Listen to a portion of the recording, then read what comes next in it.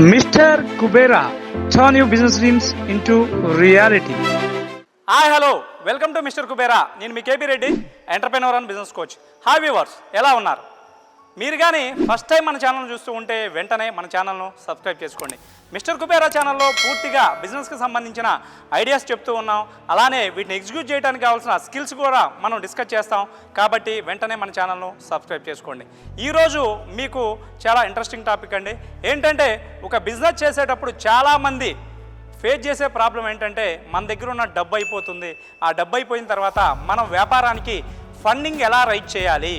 ఈ funding rise చేయడంలో చాలామంది, ముఖ్యంగా స్మాల్ స్కేల్ ఇండస్ట్రీలో చాలా బిజినెస్ ప్రాబ్లం ఫేస్ చేసే వాళ్ళలో ఎక్కువ ప్రాబ్లం ఏంటంటే ఈ ప్రాబ్లం మీరు ఎలా ఓవర్కమ్ చేయాలో ఈ వీడియోలో తెలుసుకుందాం.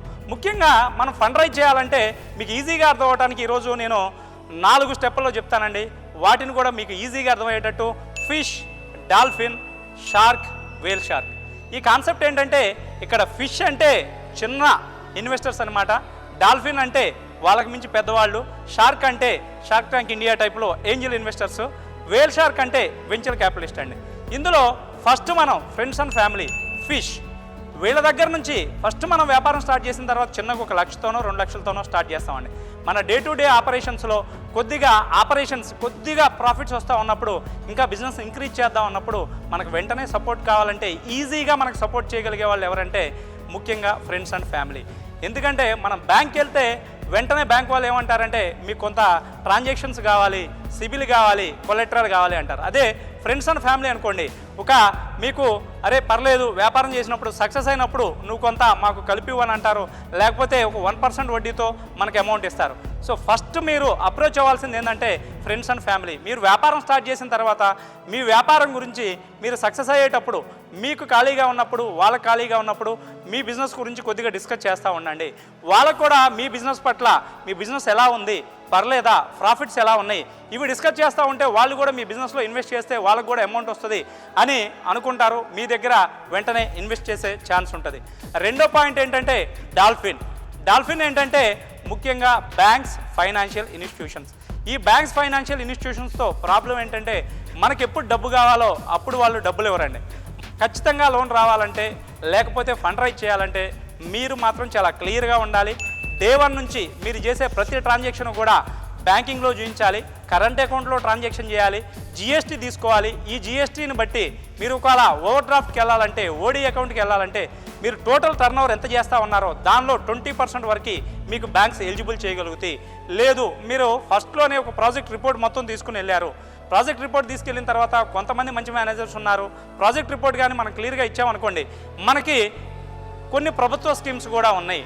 అలాంటి స్కీమ్స్ ద్వారా వాళ్ళు మనకి ముద్రా లోన్ అవ్వచ్చు, స్టార్టప్ ఇండియా లోన్ అవ్వచ్చు, హెల్ప్ చేస్తారు.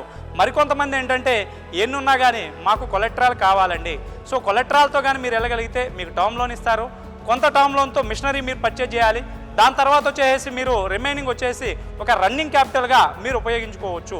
సో బ్యాంక్కి వెళ్ళాలంటే క్లియర్గా మీరు గుర్తుపెట్టుకోండి, మీ దగ్గర సిబిల్ ఉండాలి, ఫైనాన్షియల్ ట్రాన్సాక్షన్స్ ఉండాలి, మీరు పూర్తిగా కూడా చేసే ప్రతి వ్యాపారం కూడా అన్నిటికీ లీగల్ లైసెన్సులు ఉండాలి.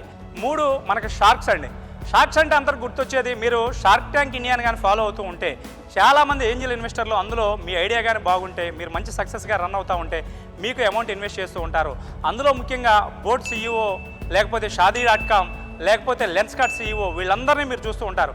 వాళ్ళు ఏం చేస్తారంటే మనం వెళ్ళి ఒక ఐడియాని ప్రొజెక్ట్ చేస్తాం, దాని పట్ల వ్యాపారం ఎలా నడుస్తూ ఉంది, ఇప్పుడు దాకా మనం ఏం అచీవ్ చేసాం, ఒకవేళ ఇన్వెస్ట్మెంట్ కావాలి అంటే ఆ ఇన్వెస్ట్మెంట్ని ఫ్యూచర్ గ్రోత్ కోసం మనం ఎలా ఉపయోగిస్తాం, దీని పట్ల క్లియర్గా కానీ మీరు మీ టీంతో వెళ్ళి ఎక్స్ప్లెయిన్ చేసి వాళ్ళు అడిగిన డౌట్స్ కానీ క్లియర్ చేయగలిగితే, ఇక్కడ ముఖ్యంగా కావాల్సింది 2 విషయాలండి.